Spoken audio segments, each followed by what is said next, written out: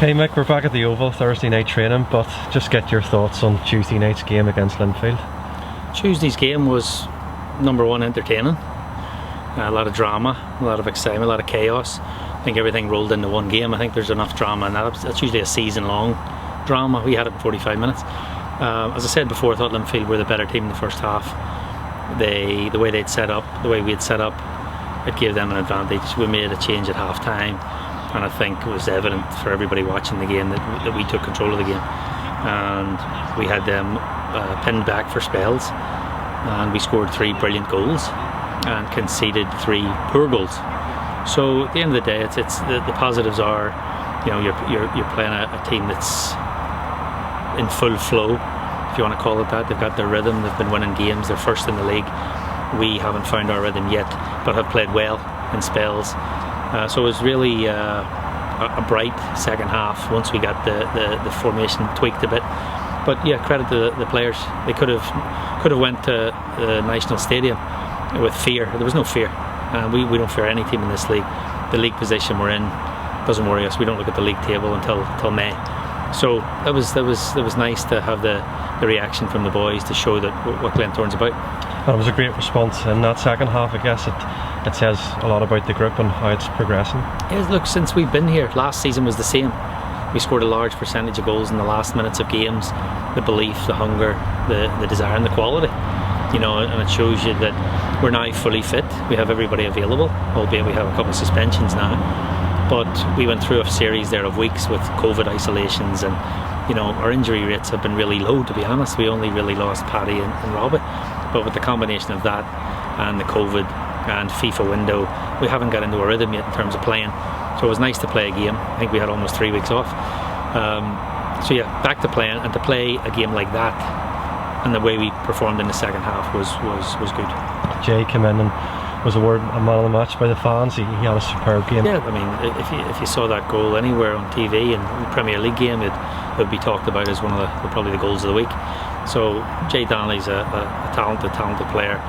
He's worked really hard since he arrived here. He's a humble, quiet lad, goes about his business, keeps his head down, works extremely hard. I think if you spoke to his former managers, they would tell you the same, as have some of the other players. You know, we don't have anyone here that hides in terms of training and putting in effort.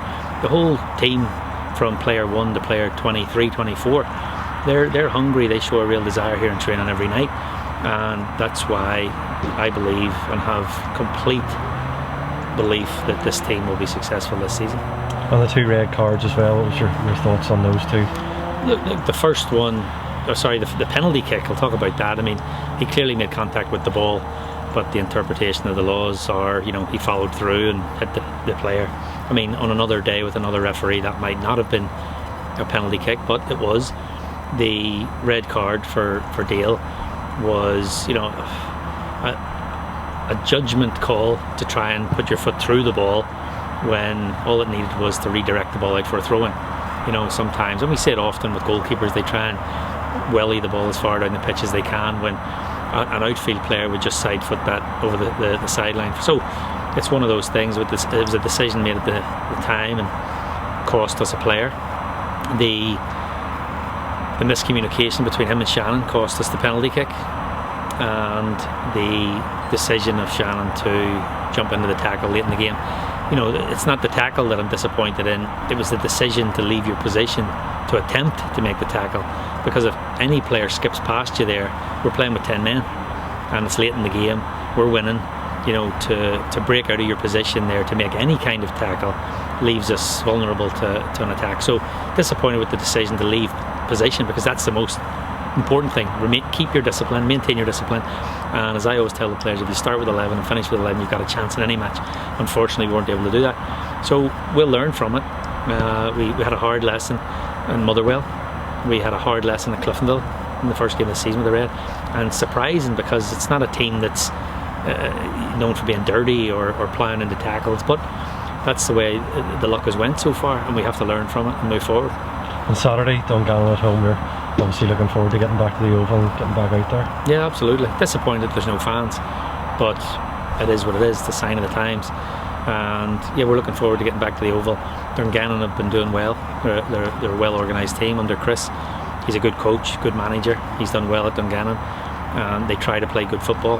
They're encouraged to play good football. They defend well. So it's going to be another tough match. There's no easy matches in this league anymore. And no matter what anybody tells you, oh, it's only Dungannon or it's only Warrenpoint, or that doesn't exist anymore. The league is strong from top to bottom. And as you see with results over the last weeks, anyone can beat anyone on their day.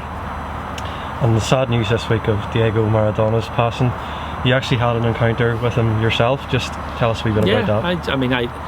I was in the same venue as him many times, but I never got to meet the man.